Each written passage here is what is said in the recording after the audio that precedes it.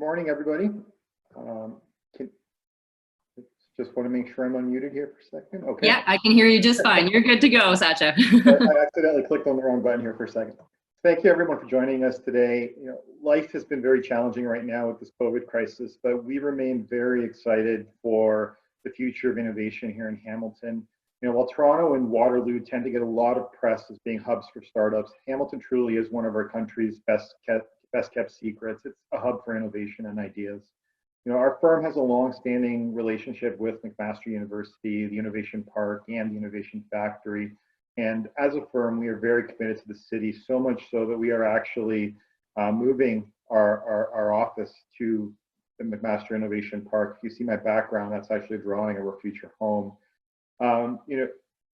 We are doing so because we want to be at the center of innovation, and we want to help accelerate the success of the university, MIP, the city of Hamilton, and most importantly, those local startups who are looking to commercialize their innovations. So we are pleased to be presenting to you today this webinar focused on organizing your startups to prepare for your success. The one housekeeping note that I have to mention, as you won't be surprised from a lawyer, this is not legal advice that we are giving you today. We encourage you to consult with your professional advisors prior to organizing your business or doing any work in your corporation. Now, I would like to turn things over to Aaron Goldstein, who will be speaking to you on the first topic today, which is guiding you through the incorporation process. So hi everyone. Can people hear me okay? I know I was having some difficulty with my volume earlier, so I think I'm going to hold the mic next to my face. I hope that doesn't bother anyone. If I could just get a quick... You're totally fine, Aaron. Keep going. Perfect. Great. Thank you so much, Bridget. No problem. So my name is Aaron Goldstein. I'm a corporate lawyer with Gowling WLG, based out of our Hamilton office. And as Sasha mentioned, I'm going to talk a little bit about the basics of incorporating. So really the process of populating your articles of incorporation, as well as the process of organizing your company. You may already be aware, but one thing to make a filing with the ministry to incorporate, and it's quite another to actually organize the company, to do things like enact bylaws, appoint officers, elect directors, issue shares, and so on. So maybe before I get started, actually, I understand there's a poll question just to get a sense as to who's already incorporated and gone through the process. If it's not live already, I think the poll question will go live very shortly. So when you get a chance, please be sure to answer that poll question. Okay, I'm going to launch it now, Aaron. Okay, so for those of you who are dialing in, you may not see this. However, you should have seen a poll pop up. So I'm seeing people vote already. So is your startup incorporated yet? The options are yes, no, working on it. So I'm going to wait till at about the 75% answer mark. Right now we're at 46:53, and then I'll launch the poll so everybody can see it. So just give me 1 second. Take a minute to answer. Okay, this is good. This is good. 66% voted. Okay. All right, well, I think that's pretty good. This is giving me a good sense. So I'm going to end the poll and I'm going to show the results. So we're at about 20% say yes, 70% say no, and 10% say working on it. So that's great. I think for those of you that are not incorporated and are interested in the incorporation process, and those that are working on it, I hope anyway that you'll find what I'm about to talk about to be quite helpful to you. So maybe, I don't know, is the poll question still up, or? I took it down. I took it down. Would you like me to put it back up? Nope, that's okay. I just minimized it on my screen as well. No problem. Cool. Okay, so like I mentioned, we're going to be focusing on corporations today, but there are some other types of business structures as well that are pretty commonly used. Some of the more common business structures include things like partnerships, joint ventures, sole proprietorships, and you may have some familiarity with those other structures. But I think it's fairly safe to say that corporations are the most commonly utilized business structure, and I think that's the case for a number of reasons, and I've set some of those reasons out here. So the first is that, a corporation is a legal entity that is distinct from its shareholders. And as a separate legal entity, it's endowed with all of the legal abilities of a natural person. So it can do things like own property, it can carry on business, not surprisingly, it can borrow money, it can lend money, it can sue, and it can be sued. And so for those reasons, a corporation is powerful in the sense that it allows you the flexibility to do quite a lot of things. Second is that, shareholders, they don't directly own the business per se, or the assets of the business. And other than in exceptional circumstances, are not personally liable for the debts and liabilities of the corporation. And that's important because it means there's reduced risk that a creditor is going to look to seize your personal assets as a shareholder to satisfy any debts or liabilities associated with the business. So, you can contrast that with, for example, operating as a sole proprietor, where you are operating a business as an individual. And in those sorts of circumstances, there's greater risk that a potential creditor could look to your personal assets to satisfy any outstanding debts and liabilities of the business. Another important aspect, and it's just that, there are many, and I've only listed 3 here. So the third important aspect is that a corporation is a predictable and widely recognized legal structure. And I think this is important for a variety of reasons, particularly in the context of debt and equity financing. I think, there's a certain comfort level that investors and financial institutions have when dealing with a familiar business structure like a corporation. And I think in some cases are more likely to deal with a corporation because of that familiarity rather than something that's a little bit more exotic. So to the extent that it seems like quite a few folks on this call today are looking into the incorporation process, I'm going to talk about that process. And to start, I'd like to just point out that there is a difference between incorporating and registering a business name. So in Ontario, there are circumstances in which you're actually required to register a business name, and I've listed 2 common circumstances on this slide. The first is a situation in which you're operating a business as a sole proprietor. The name under which you're operating is different than your given name. So, my name's Aaron Goldstein. Perhaps I'm a sole proprietor operating a business called Excellent Alphabet. Because that name is different than my name, I would be required to register that business name with the ministry. The second scenario that I've set out here, very similar, except that you've actually taken steps to incorporate.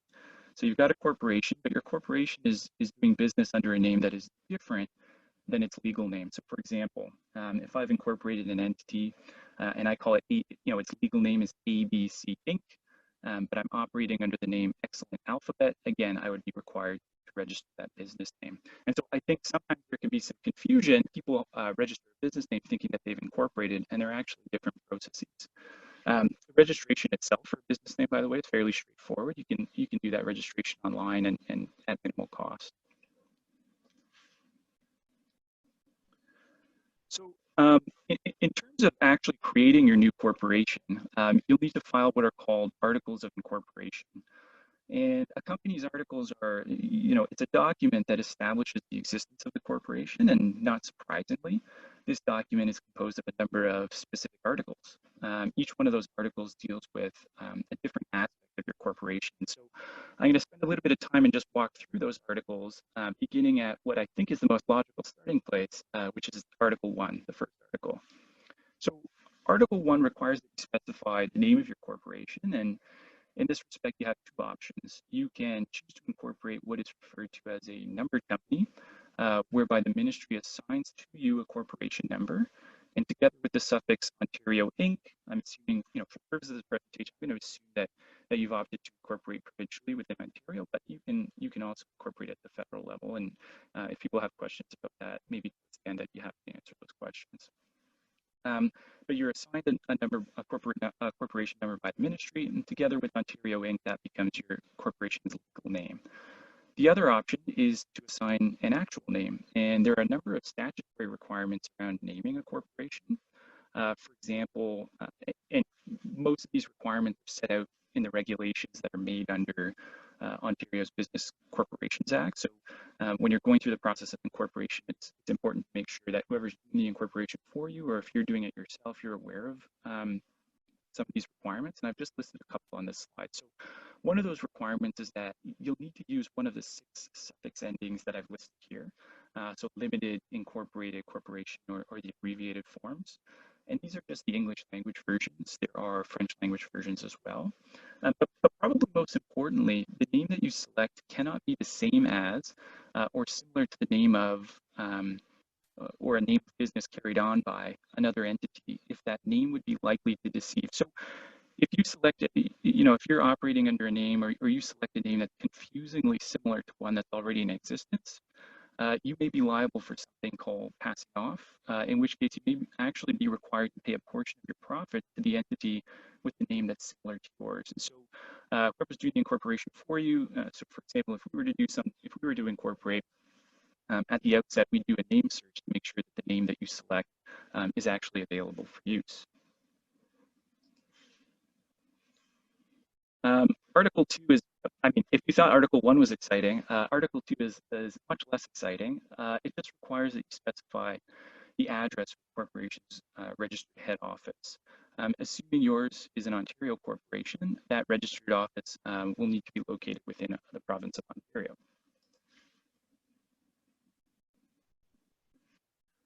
So I've combined Articles 3 and 4 here because they both deal with the directors of the corporation. And we'll talk a little bit about roles and responsibilities of directors versus shareholders and officers in just a moment. But Article 3 requires that you specify the number of directors of the corporation. And it could be either a fixed number or a range. In most cases, I think generally we would suggest that that range be used just because of the flexibility that it gives you, and allow for the number to be specified either by the shareholders or else empower the directors to fix the number of directors from time to time. The issue is that if you fix the number of directors in your articles, it can be a little bit more difficult to change that number. So, it might make sense for you to have 3 directors now, but in the future, if you ever wanted 4, or 2, or any number really that's different than 3, you'd actually have to file articles of amendment with the ministry, and it's just an added sort of administrative step that can be avoided if you just fix the number in the articles. Article 4 requires that you set up the names and address information for each of the directors of your corporation. And it's important to note that under Ontario's Business Corporations Act, a minimum of 25% of the directors need to be resident Canadians. It can sometimes be a little bit tricky to identify whether or not someone is a resident Canadian, and so if you're ever unsure, I would suggest that you reach out to advisors. Article 5 deals with restrictions on the type of business that a corporation can engage in. It's not really applicable in most circumstances, and I think generally to allow for the greatest flexibility possible for your corporation.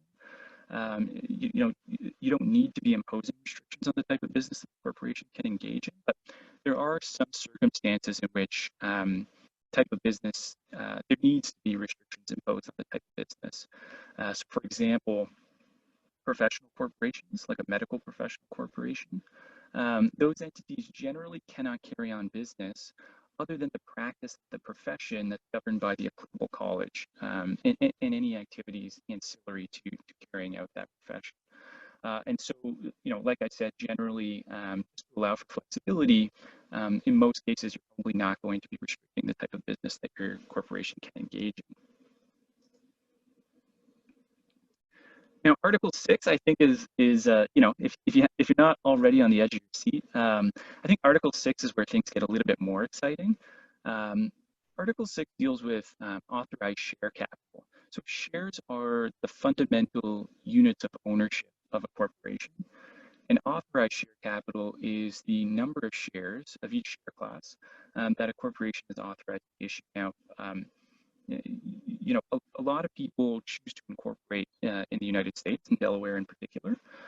In Delaware, there is something that's called referred to as a franchise tax. And this is a fee that's associated with authorized share capital. So it's a fee that's payable in relation to the number of shares that the corporation is authorized to issue. That fee can be as high as $200,000 US. In Canada, though, there's no such fee.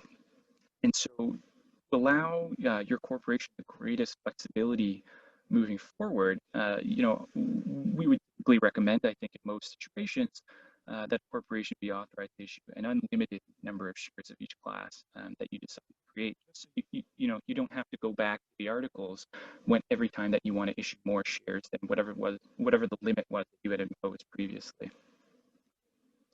And so determining what your overall share structure looks like depends on your immediate needs, but also anticipating longer term needs as well. So generally we would suggest that you speak to an accountant when you're looking to together the share structure that makes the most sense for your corporation, and or a lawyer, because those conversations can be important to flesh things out, like how to best deal with estate planning, instituting option plans, and future investment, by other parties in your corporation.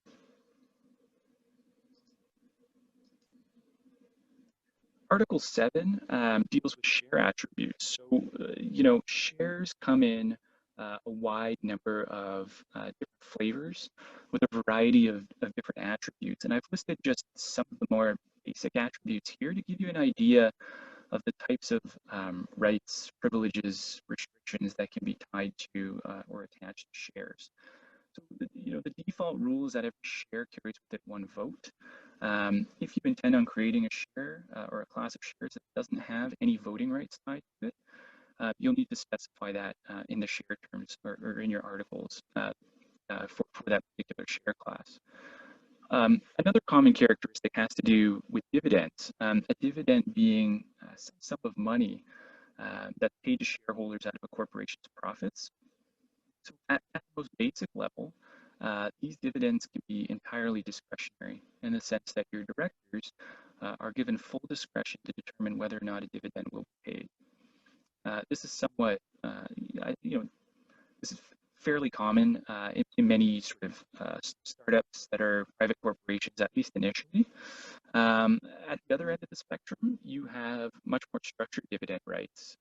These rights are often negotiated by more sophisticated investors that are looking for some sort of specified return on investment. So, for example, they may want fixed annual dividends or a dividend that is cumulative and or a dividend that is cumulative.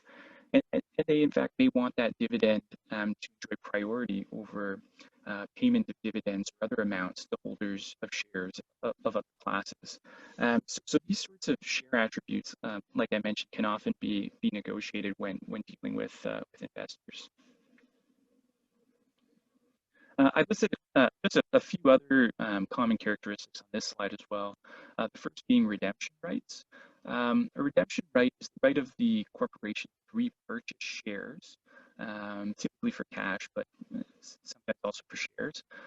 Redemption rights are, in a lot of ways, an out for shareholders or investors in circumstances in which they may not otherwise be able to achieve their desired return on investment. So redemption right might be tied to the occurrence of a specific event or tied to a particular maturity date.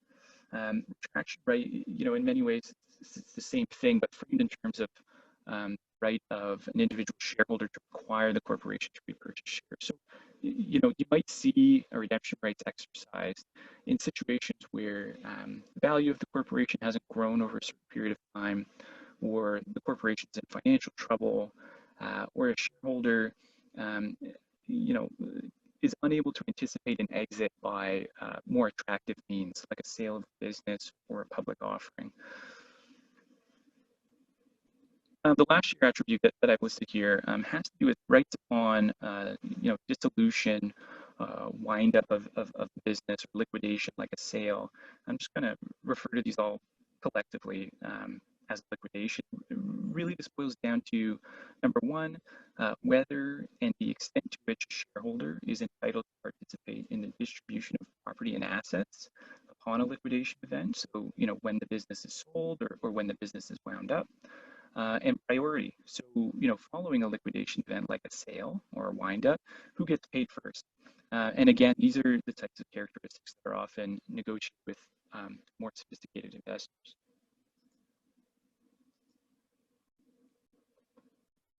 So Articles 8, 9, and 10 I've grouped together on this slide, and 8 and 9 I think make a lot of sense to be grouped together. I think I just threw 10 in here because it seemed economical at the time.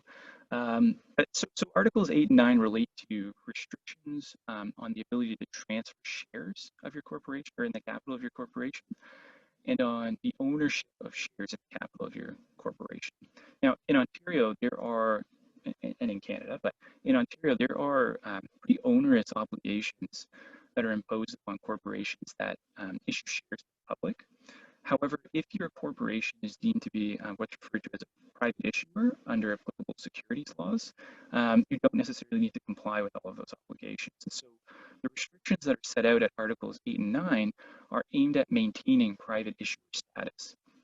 So, for example, Article 8 should set out that there are restrictions on the transfer of shares. So, for example, no transfer is permitted unless consented to by the directors. Article 9 deals with share ownership. So, to maintain private issuer status, the number of shareholders of the corporation cannot exceed 50. Finally, there should also be a general prohibition against invitations to the public to subscribe for shares. Now, this is not going to prevent you from issuing shares to investors down the road, but if you are looking to do that, my suggestion would be that you reach out to counsel or your advisors to ensure that you're complying with applicable securities laws when doing so. And so finally, Article 10 just requires that you specify the name and address for service of the incorporator. So the person who's actually doing the incorporation. This is sometimes your legal counsel. Very often the individuals who will eventually be the directors of the corporation, but you don't necessarily have to be a director in order to be an incorporator. So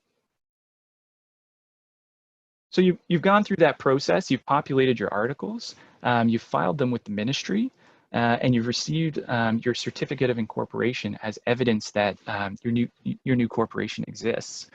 I think, unfortunately, a lot of people stop there. They get their certificate and they think the job's done without taking any further steps to actually organize the company. So to do things like appoint officers, enact bylaws. So once you've incorporated, the next step is the process of actually organizing the company.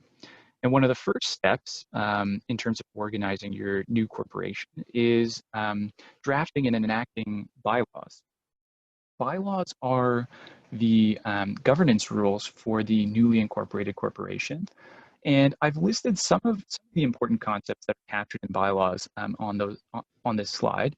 Some of those concepts include procedures for shareholders meetings. So the dates on which these meetings are to occur, who can call a meeting, notice requirements. So how much advance notice do you need to provide when you're calling a meeting?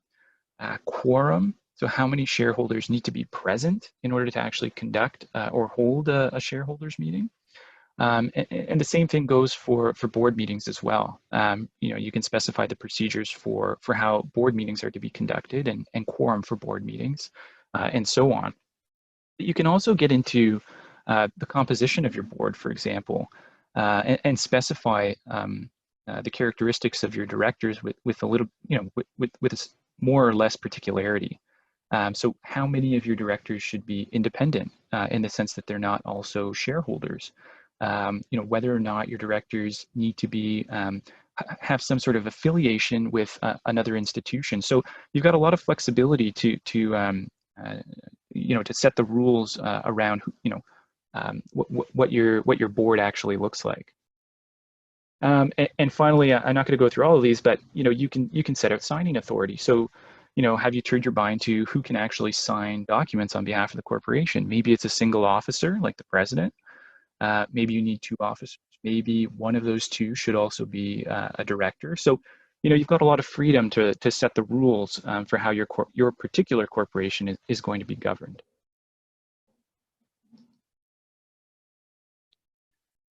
So, once you put together a framework for your bylaws, there's also what I'm going to refer to as a host of resolutions that are required from the directors and shareholders that are required to put the finishing touches on your newly incorporated company. So, for example, and I'm not going to spend too much time going through these in any great detail, but it's up to the directors to, for example, appoint officers, to adopt the form of share certificates that will be used by the corporation. So presumably you're going to be, issuing shares. The directors actually need to approve or adopt on behalf of the corporation the form of share certificate that's going to be used for the shares that will be issued. And finally, the only other thing I'll mention on this slide is the directors also adopt what's referred to as a banking resolution. So who can actually open a bank account on behalf of the corporation and tend to financial matters. Just like the directors, there are a number of things that the shareholders need to resolve on. And these would include things like electing directors, fixing the number of directors. So, you might specify in your articles a range between, for example, 3 and 10. And maybe you will leave it to the shareholders to specify from time to time what the fixed number will be. So it would be up to the shareholders to resolve on that and also to appoint accountants. So,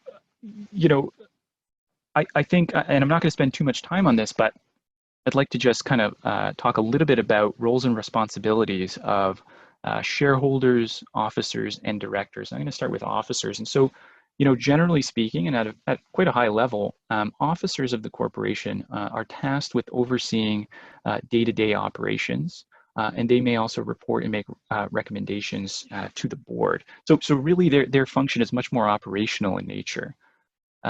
Directors, on the other hand, their involvement is a little bit more high level, a little bit more strategic in nature. They have to do things like appoint the officers, but they also have a couple of fiduciary duties that I've paraphrased quite heavily to fit on this slide. So for example, one of those duties is a duty of care. So every director owes a duty of care, and that duty contemplates that the director will exercise reasonable skill and judgment in carrying out his or her duties as a director. Again, I've highly paraphrased, and also a duty of loyalty. So directors are required to act in good faith and in the best interests of the corporation. And finally, shareholders, it's sort of the default position is that the role of a shareholder is actually quite limited. They elect directors, which I've mentioned a few times. They'll do things like ratify changes to bylaws, receive and improve financial statements. But for the most part, high-level strategic management is left to the board of directors, and management of operations is left to the officers of the corporation. And so, these sort of default rules around roles and responsibilities can actually be tweaked through the use of something like a shareholders agreement. And I'm going to turn the video over to Sasha, who's going to talk to you a little bit more about the use of and value of a shareholders agreement. Thank you, Aaron. So as Aaron mentioned, today I'm going to be speaking to you about unanimous shareholders agreements. Now, this is not going to be an exhaustive discussion of every clause you could possibly include in a USA, but rather it's going to focus on concepts that we feel are really relevant to startups in particular. It's important to appreciate that your USA will undoubtedly evolve over time and will almost certainly be subject to change when you are completing your first round of investments. Now, it's also very important to appreciate that this is, we look at these as agreements of last resort. It is the corporate law equivalent of a marriage contract. Now, that means it can be difficult to negotiate at the outset amongst the founders because you're hoping for the best and you're excited about your new venture, you're optimistic, but discussing the shareholders agreement makes you focus on prepare for the worst. So ultimately the goal is to provide shareholders with certainty of their rights and obligations and also provide them with mechanisms by which to resolve disputes and avoid stalemates. The agreement's primary purpose is to yield resolutions and not litigation. So next slide there, please, Aaron. Now, the USA also serves another very important purpose for startups. The burden of demonstrating your commitment to structure and to good governance and your appreciation for the role of management is in great part initially borne by your USA. A solid corporate and organizational structures is a means by which you can demonstrate to prospective investors your commitment to good business practices and understanding of the need for and the role of C-suite and senior management talent. It also demonstrates your willingness to cede some control over the business in the long run in order to help it grow. It's in this regard, it's almost a marketing tool for the founders as they look for that first seed round of investment. The next slide. Now, when preparing a USA, the first thing that I like to do is turn my mind to the definition of the corporation's business. It is a critical definition that informs many of the rights and obligations of the shareholders, such as, for example, non-competition covenants. I also find that it forces you to think critically of the manner in which that the business is going to be operated. So ask yourselves, which shareholders are involved in technical operations? Which shareholders have experience and knowledge of finance? Which shareholders are there for leadership and business development? Do the shareholders have similar or different roles and skill sets? And that in turn leads to consideration of the roles and responsibilities of the shareholders in the company. So turning to the next slide. Now, in order to succeed, a company really needs a balanced governance and management structure, and it's comprised of individuals with the requisite skill, knowledge, and experience to both start up the business and to grow the business. So when you're defining the roles and responsibilities, try to avoid creating an entrenched leadership structure with no room to evolve. This involves taking an initial inventory of skills amongst the shareholders, as I just noted previously, and the employees as well at the startup, and to identify any gaps that exist. So consider whether you have sufficient technical expertise, financial experience, governance experience, BD skills, and regulatory knowledge.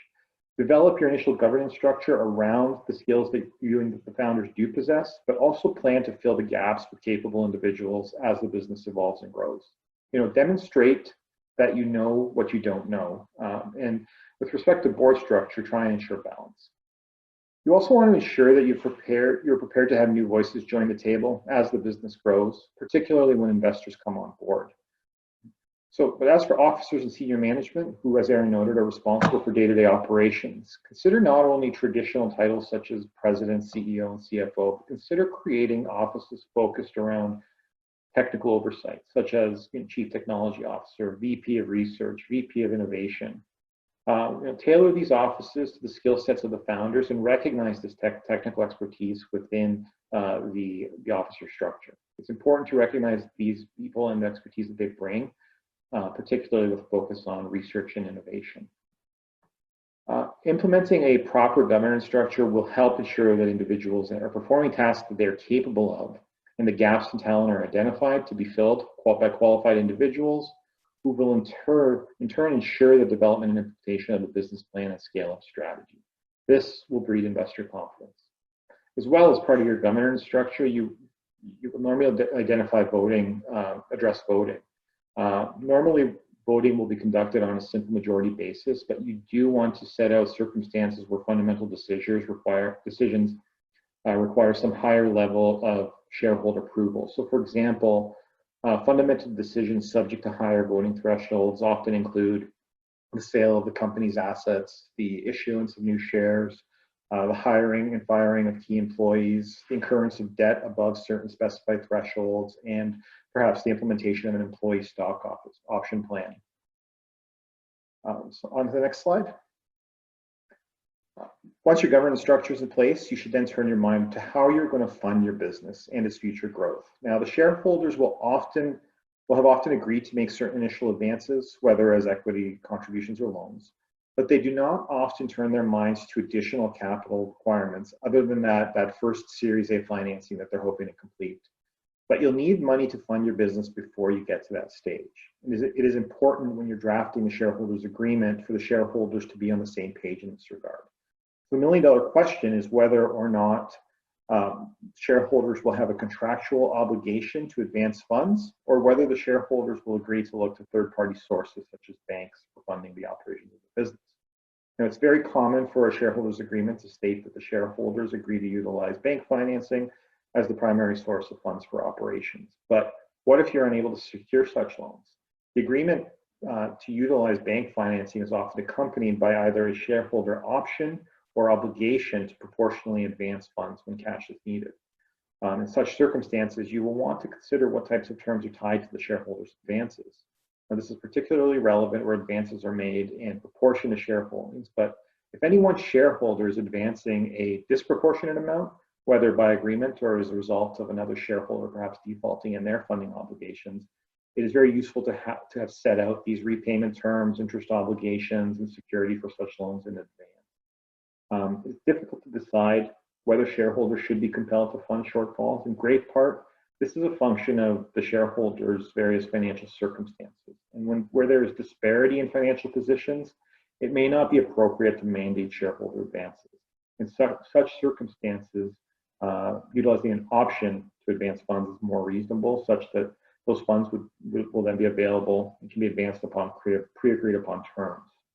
By setting out those parameters around the terms tied to those shareholder loans in advance, you'll avoid having to fight over funding decisions and having to negotiate the terms of advances at a time when funds may be urgently required and you're unable to acquire that bank financing that you were hoping to secure.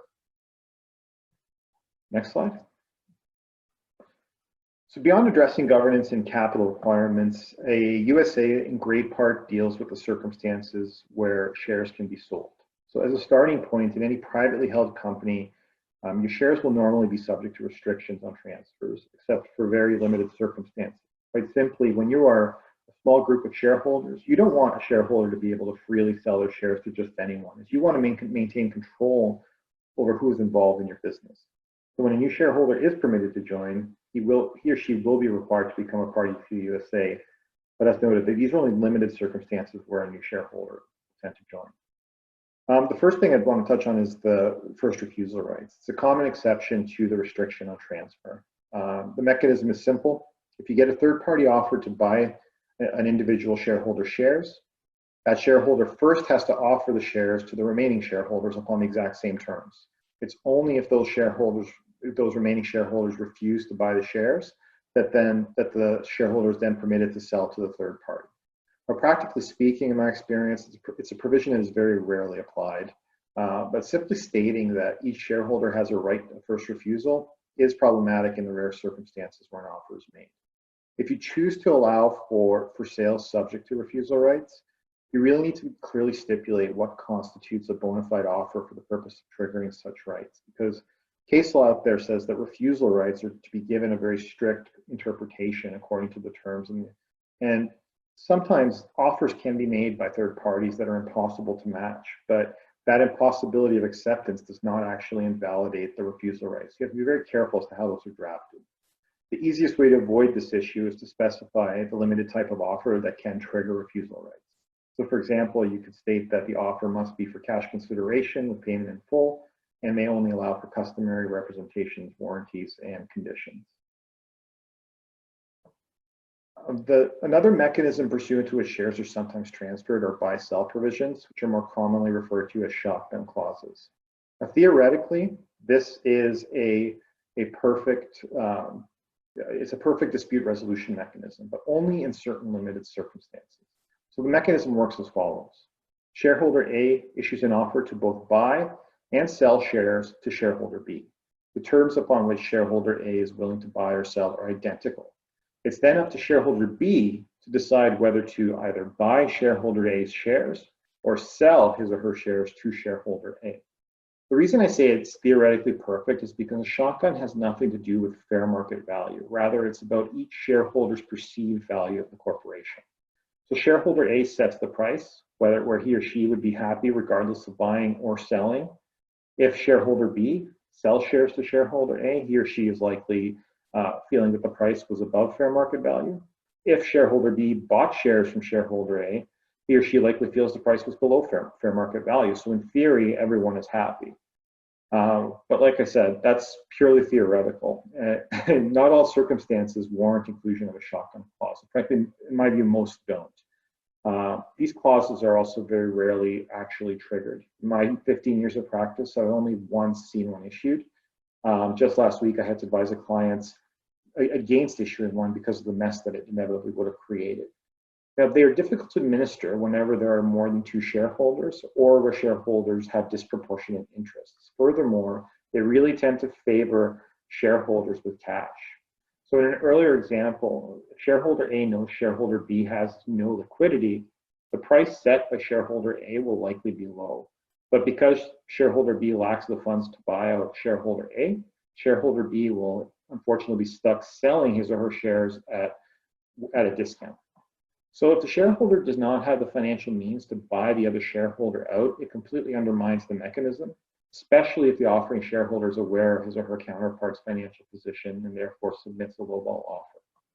Now, I've only addressed shotgun clauses today because it's a clause that many people are familiar with and often ask about. But my general view is that, except in very rare circumstances where you have a limited number of shareholders with equal buying power, you really shouldn't include a shotgun clause in your USA. They are often wielded as a sword, but rarely are they actually executed due to their impractical nature.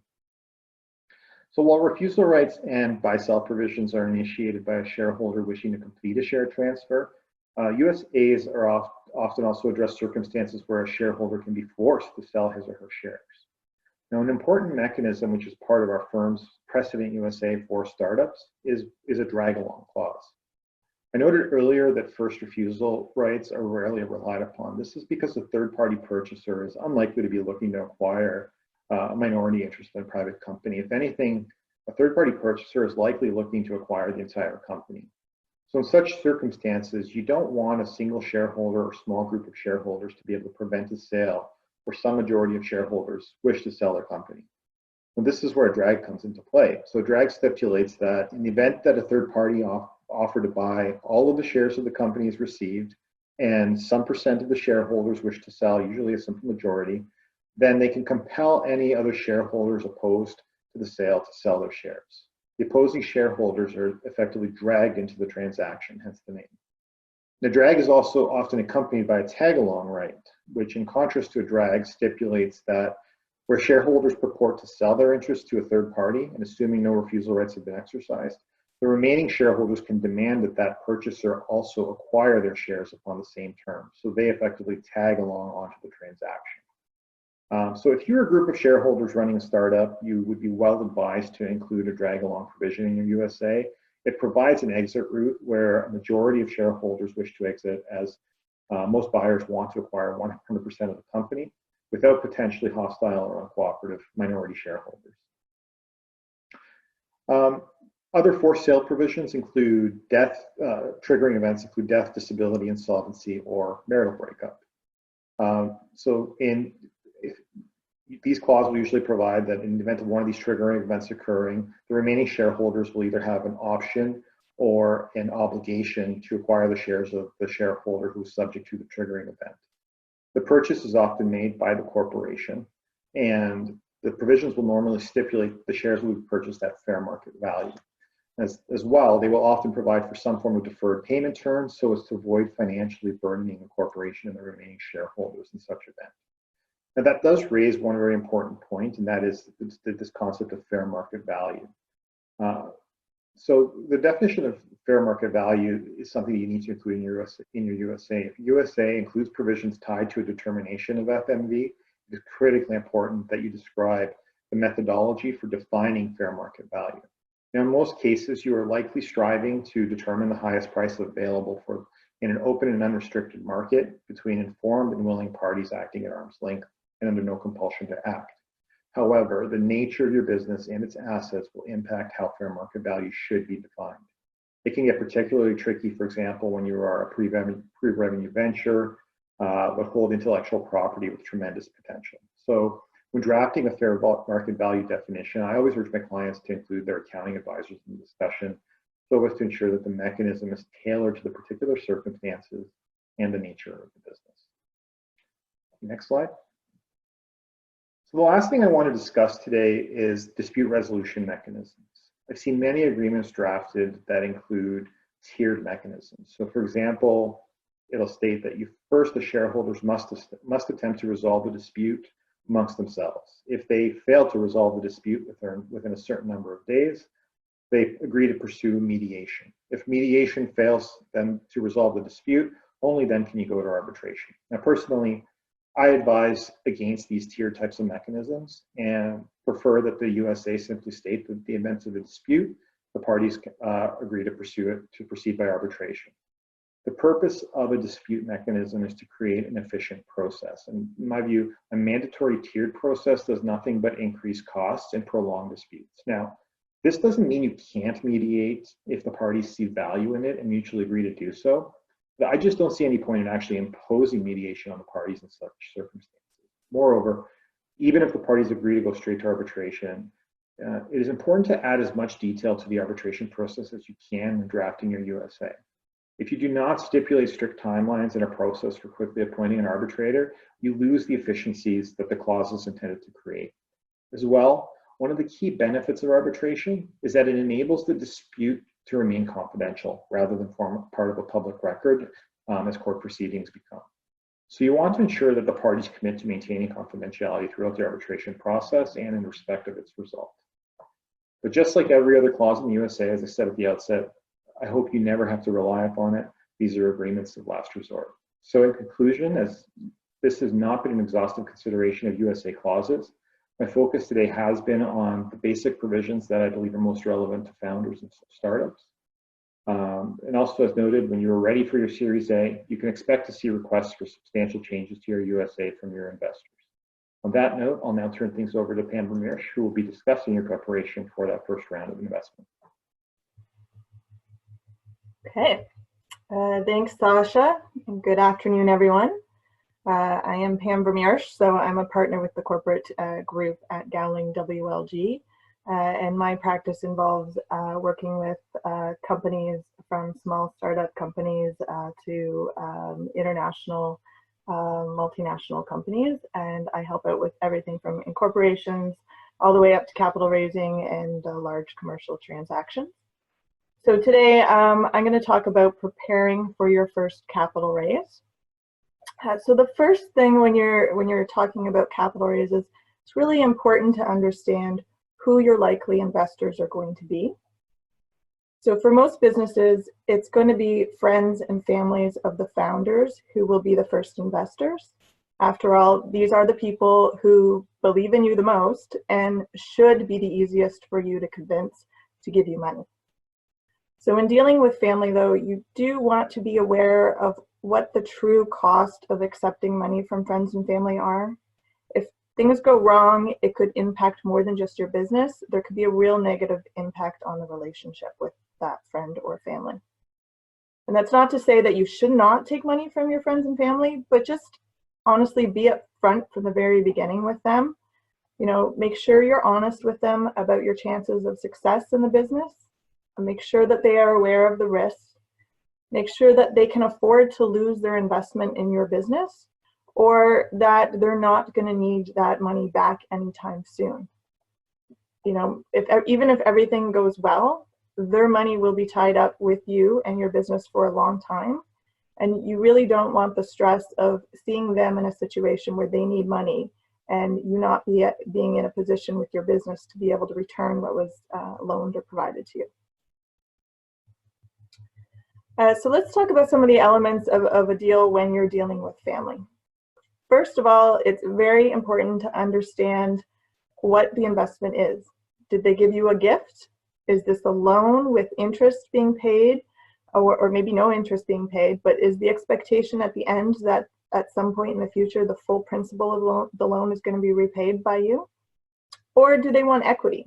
Are they looking for a share in the profits? Are they looking for proceeds in the event that you sell? So if they are investing in the equity of your business, then the most important thing from the very beginning is to properly value the business when determining how many shares or how much equity to issue to them. Don't overvalue your business.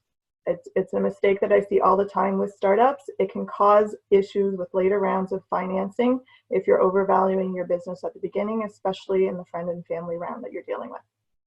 So you just really want to be realistic as to what the value of your business is at the time of the investment. If you haven't had any sales yet, or your IP is still in the process of being registered, you're still filing your applications, these are risks that need to be factored into the fact that into your valuations when setting and determining a share price. So the other element you really want to think about with friends and families is make sure that there's a clear understanding of their expectations of their role in the business going forward if they've provided you those funds. Do they expect a right to participate in some or all of the decisions of the business? Or do they just regularly want updates? Do they want financial statements once a year? You know, understanding this at the very beginning will help you, first of all, decide whether or not you want to take their money that's being offered, but also it helps you avoid disputes in the future. And finally, of course, put the deal in paper, put it in writing. That really, really helps. One, it helps focus up the details, but it also helps down the road when you don't have any people saying, but I thought it was this. No, it will definitely save your relationship. Document everything, even when dealing with friends and family. Angels are another typical type of investor that you will see with startups and early growth businesses. So an angel is generally an independently wealthy individual who is investing their own money. So most times angels are entrepreneurs who have exited a successful business themselves and are now interested in looking for new innovative businesses to invest in. They're generally looking for a greater return on investment than they can get through their traditional investment channels. And in that way, they're also willing to invest in higher risk businesses. So they're more willing to be investing in the startups or early growth companies. Most angels are going to invest through equity. And we've been hearing a lot recently about SAFE agreements, which are simple agreements for future equity, which essentially means they don't get issued shares right away when they put the money in, but on the next round of financing, they get equity at that point in time. So where are these wonderful angels? Well, they're out there. You really need to just ask around. Most of your advisors will have connections to angels in the area. Places like Innovation Factory, who are there to support growing businesses, are a great place to get some recommendations. Network, get out there, get out to events for startups. The angels are there too because they're looking for companies to invest in. You also can look for, angel syndicates or associations, which bring groups of angels together. And honestly, you could kind of Google search them a little bit and be able to find groups of angels out there. So when dealing with angels, though, the important thing to remember is that most of them are investing because they want to serve as mentors to entrepreneurs. They really do want to share their experiences with up-and-coming entrepreneurs. Of course, they're in it to make some money too, but the mentoring is a key part of the angel's involvement in investing in a business. So start building the relationship with an angel. If you know any angels, if you're meeting them out while you're networking, even if it's not, even if you don't yet need money for the business, build that relationship right from the beginning. Get to know them, get to understand them. That will help you when it comes time for you to actually look for investors in your business. Also, when entering into a relationship or accepting money from an angel, really do your homework on them. Make sure you learn about them, learn about their style, make sure that they're a good fit with you and your business. It's generally working with angels, you're looking at more of a long-term relationship, so you just want to know what you're getting into beforehand. You want to have open communication with them. You want to be able and be accepting of the advice that they're providing you with, and also accepting of the criticisms as well too, because a lot of times they've been there before, they've done it, they have good points to add to your business. Let's talk next about venture capitalists. So venture capitalists are usually groups of individuals, corporations, or institutions that provide capital through a single organization that they have established together. Because they're pooling their funds, they're generally going to invest larger amounts than angels will. However, they're also generally not as willing to take on as much risk as an angel. So they usually prefer to fund companies that are somewhat established, have some sales, have a track record of success, and they're really just looking for capital in order to take their business to the next level. Normally, venture capitalists are going to invest through either equity or oftentimes you see convertible debt investment by a venture capitalist. So where do we find venture capitalists? Well, again, it's same with angels. Just ask around, ask your advisors, network, get out there. They're also there. They're looking for places to put their money. They're looking for the next new innovative business. Also, there is venture capital associations. There's the Canadian VC Association, the CVCA, as well as there's a national VC association in the US. So they've got great websites and they can help you identify events, and identify potential VCs to help your business. When working with VCs, you really need to understand that the individual or individuals that you're working with on, sort of the day-to-day operations, the day-to-day due diligence in terms of making the investment decisions, those are mostly professional investors, and they have people who they represent. All the people that have pooled money into the organization that they represent, those people that you're dealing with directly owe a fiduciary duty to those people who have pooled their money together. So generally with venture capitalists, your due diligence requirements are going to be a little bit more intense than with a typical angel investor. VCs are also going to be looking to take more of an active part of your business strategically. So they're probably going to be looking for a seat on the board of directors of your company, which means you need to be prepared to give up some control if you're looking to get funds from a VC. All right, so let's now talk about the due diligence process. So once you've found your investor, you're going to start going through, they're going to want to start to complete due diligence before they do their investment. So this is likely going to be lots of requests for information, lots of requests for documents. They're going to want to interview the founders. They may want to talk to some other key people in your business and really get a sense of your business and to make sure they understand the investment. This due diligence process can be a cumbersome and time-consuming process, especially for, when you're a startup and you're kind of doing everything and you don't really have enough staff support already, and now having to answer all of these questions from the investor. It can be really, really cumbersome and takes a lot of time and energy. But it's really, really important that you appear organized through the process. If your due diligence process is organized, it really does give the impression to the investor that your business is organized as well, and it just provides a level of confidence in their business decision. So what does that mean? Well, certainly, making sure your corporate record book is in good shape, your filings have been done, your share issuances have been recorded, and all of your annual requirements have been completed. You want to probably have a due diligence binder, or I guess these days it's probably like an electronic folder where you keep all of your key documents of the business. That's going to be your contracts, your financial statements, tax returns, any of your IP agreements, employment agreements.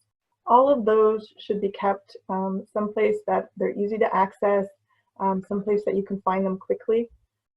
Make sure, really, really important, make sure that the version you are saving is complete and signed. Can't tell you how many times that I've been asked to do some due diligence on some contracts, and the contracts that I get sent over are not signed by the other party to the contract, or maybe they're missing, they're missing schedules, key parts of the contract. For instance, the pricing schedule may not be included in the contract. And so it's really hard to understand what the terms of the contract are if you're missing, huge parts of it. So make sure what you're saving, make sure it's complete, make sure the schedules are there, make sure it's signed by all the parties. The other point that I noted there is just, to think about who your advisors are. Investors will really they'll look for companies with great ideas, but they also want to see great teams who have a track record of success surrounding those people with the great ideas. So you really want to understand where your gaps are in your knowledge and bring in people to help out and to assist and fill in those gaps where you don't have the information that you need, something that investors will certainly take a look at. We want to move over to the next slide. My next point is really just when you're going through the due diligence process, it kind of flows from the be organized point, but it is really important to be responsive to the investors' questions when they're asking them, and also ensure that your advisors and anyone else the investors are dealing with are also being responsive. I know, like I said before, due diligence is really, it can be a fairly time-consuming process, but there are a lot of businesses out there looking for money, And if you are someone the investor can never get a hold of, they're not going to see that as, well, you're just busy running your business.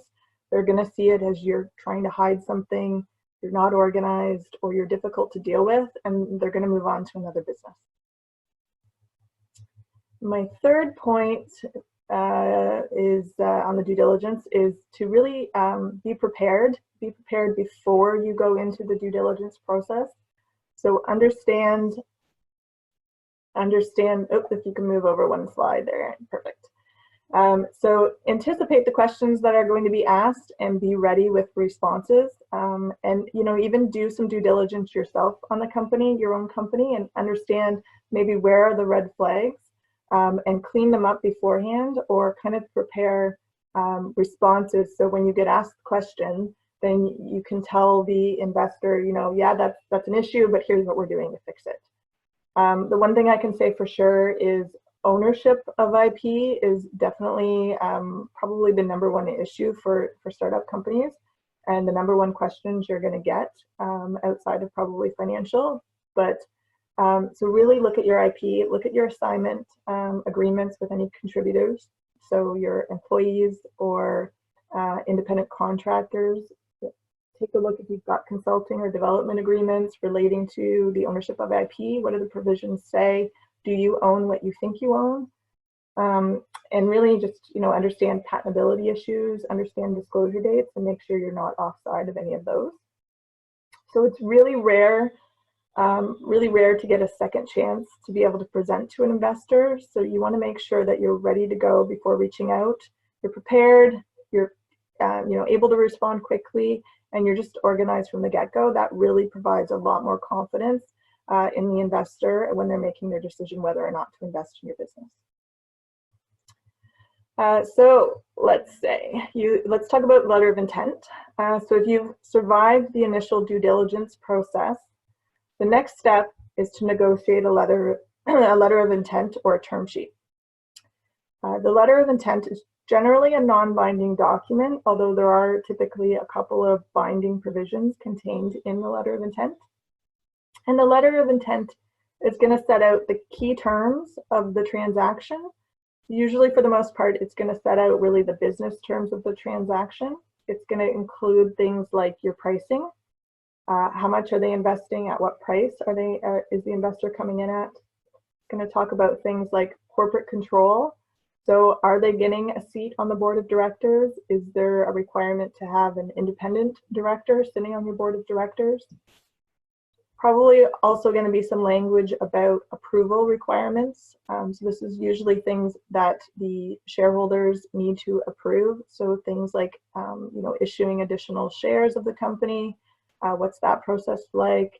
You know, any big investments of the company, potentially you need to go to the investor for that kind of approval.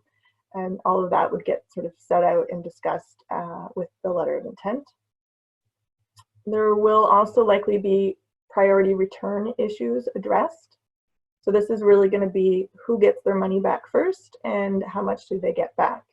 And so typically that's going to be the investor. So if something happens with the business and, you know, things don't work out and you need to wind it up, the investors are going to want to get their money out before the founders get any money that they've invested in. With the investment, you're going to enter into likely a share purchase or subscription agreement.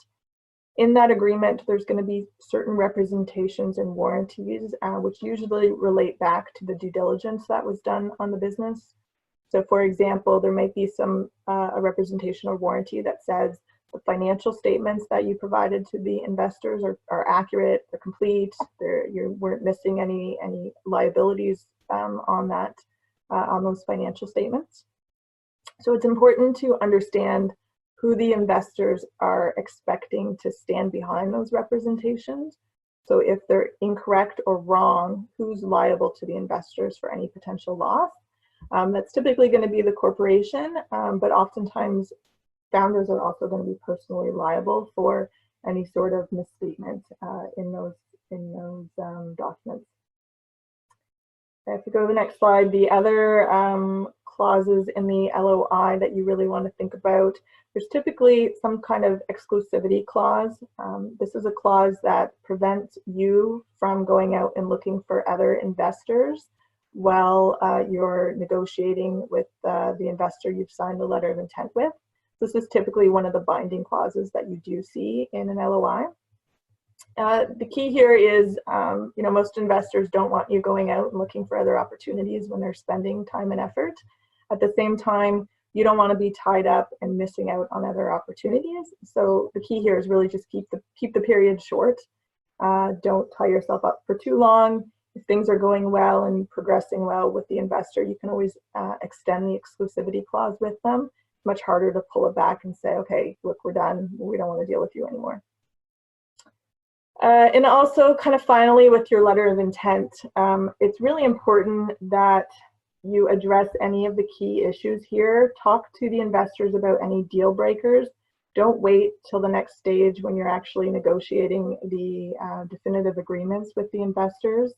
At that point in time, you've spent money, the investors have spent money. You don't want to kind of leave it to the last issue. Just deal with them up front. Get them out on the table and try and deal with it at the LOI stage. It really saves everybody some time, saves everybody some expense if you're dealing with any of your deal breakers, any of your real important issues at the LOI stage. And I think finally with LOIs, you just remember to negotiate. So you don't have to go with the first offer that's given to you. You can go back, you can negotiate with your investors. Even though LOIs are non-binding, you do still, you still are committing in some ways to the investors. So you want to make sure you get the proper advice before you sign your LOI. It's really hard to kind of commit to giving them a board seat and then you go talk to your advisors and they say, you know what, you probably shouldn't have done that. And to backtrack at that stage, it really puts a bad taste in the mouth of the investor. And that's something that you really should be dealing with at the LOI stage and making sure it's all covered, even though it's not a bond, it's a non-binding document. So deal documents, once you've got the actual LOI negotiated, the next step before you get your money is to prepare and negotiate the definitive documents. So these documents are binding on both parties and will provide more detail than the letter of intent. So what you're typically going to see are a negotiation of the share provisions. So as Aaron sort of talked about earlier, when you're incorporating, you have different classes of shares and the different classes can have different attributes. So there can be voting rights, non-voting rights. One class of shares could have multiple voting rights. There's dividends, priorities on dividends, who gets their dividends first, how many dividends do people get in a year. There's certain rights on wind up. There can be a redemption or retraction rights. Shares can also be convertible. So all of those things can be negotiated, and typically your investors, in many cases, they kind of have their own set of or expectations as to the attributes that the class of shares that they're getting will have, and so you're going to want to talk through that with them and really negotiate the share provisions for the class of shares that they're getting. You're also, in the definitive documents, you're also going to have either a share purchase agreement or a subscription agreement. The share purchase agreement is an agreement between your investor and another shareholder, and that's where your investor is actually buying shares that have already been issued. So the purchase price for that transaction goes to the other shareholder. Whereas with a subscription agreement, it's the investor who's getting new shares. So the shares are coming out of the treasury of the company. And so that investor and the purchase price for those shares is going actually into the corporation with a subscription agreement. So probably most likely with your initial round, it's probably going to be a subscription agreement that you're seeing. Sasha talked earlier about the shareholders agreement. Most investors are pretty much always going to require that there be a shareholders agreement entered into. If you already have one, they'll probably want to take a look at that and negotiate changes to it. If not, they're going to want to put one in place before they make their investment. And the other document you sometimes see is an investor rights agreement, which, you know, as the document suggests, it deals with the investors' rights in the company. This document can cover a number of different subjects, including information rights, registration rights, the right to purchase securities in subsequent financings, and so that's another document you may see. Importantly, once you've signed the deal documents, put them away someplace safe. Hopefully you won't really need to pull them out. You know, the shareholders agreement, if you've got future rounds, you're probably going to need to refer back to it. You may need the documents for due diligence in future rounds, so just put them someplace safe. Make sure that you can access them. Make sure you've got full copies, fully signed copies of those documents. Also remember to keep your corporate records up to date. If you've issued shares, make sure that that's all reflected in your corporate record book, and that's kept up to date, so you're tracking who the shareholders are and how many shares they're holding. So I think that covers off the topics that I wanted to talk about. I think maybe now we can open it up to see if there's any questions. I'm not sure, Bridget, if any have come through.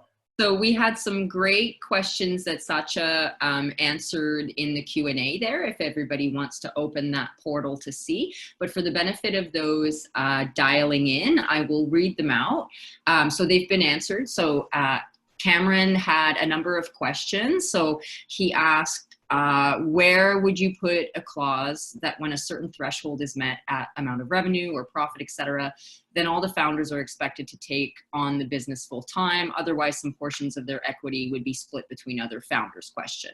So Satya answered, to answer both your questions, while you can address these issues in the USA, it may be more appropriate to address both vesting and founder obligations in a separate founders agreement. The USA is far more detailed, whereas founders agreement is focused more narrowly on how the founders will interact with one another. It will define their obligations, including devotion of time to the business, and fulfilling those obligations would be tied to the vesting schedule. A founders agreement and USA would complement one another. So Cameron, if you would like, let us know. I'm giving you permission to talk there. Let us know if we answered your questions to your satisfaction, and if you have any follow-up questions. Hello, can you hear me? Yeah, absolutely. Yeah, no, you answered my questions perfectly. Thank you so much. I really appreciate it. Okay. I think maybe just one little point to add. It's important to realize when you're putting together these vesting schedules, this is really intended to really just be implemented at the time where the company really has no value. What you're trying to ensure is that each of the founders has clear obligations and is fulfilling their obligations in order to justify their sharing in that future growth of the company, leading from that incorporation up to probably to that first round of investment. I'd say ideally you want to have that vesting schedule fulfilled prior to bringing in other investors. Okay, great. Thank you, Satya. Now, if anybody else has any questions, please take a few minutes to populate them in the Q&A. I know it takes a minute to type sometimes, so I'll keep an eye on that. But if there are no additional questions, I'll take this time while you're typing to thank our speakers for today. So thank you to Pam, Satya, and Aaron for a great presentation. Now, I often get asked about if the session will be made available after the fact, and yes, it will. So you can email me. I've put my email in the chat there to everybody at bridget.heward@innovationfactory.ca if you'd like to request this recording or the deck. And we will make it available as well on our COVID-19 resource page on our website, even though this is not necessarily specific to COVID-19. All of our sessions that we've done in the last few months when we've been given permission are up there. So I see another question has popped up in the time. So Gay is asking, can Pam give her opinion on the pros and cons of a SAFE? Sure. Definitely from a startup company's perspective, from the business perspective, SAFEs are good because you don't have to do the valuation at the time of the company, at the time that the money is coming in. From an investor's perspective, it's not always the best because you don't really know when that first financing is going to be, when you're going to get the equity in the company, and it doesn't really give you, any kind of exit. So it's definitely, it's kind of a nice quick way, but it's not always the best for the investors. So I do tend to see it around friends and family quite often, but sometimes the angels, sometimes they'll do it, sometimes they won't. So. Okay. Now, Gay, I've allowed you to speak, so let us know if that answered your question to your satisfaction. Yeah, I guess just as a follow-up of that, have you seen problems with it from your perspective in dealing with it, the investors? Like, has something gone sour, I guess, and what are things to avoid that?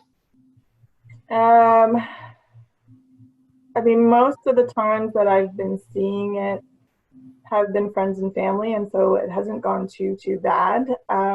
Certainly when trying to negotiate them, when you're dealing from the investor side, it is, there's a lot of concerns, like the investors just have to get very comfortable about the fact that they may not know when the next equity investment is going to happen.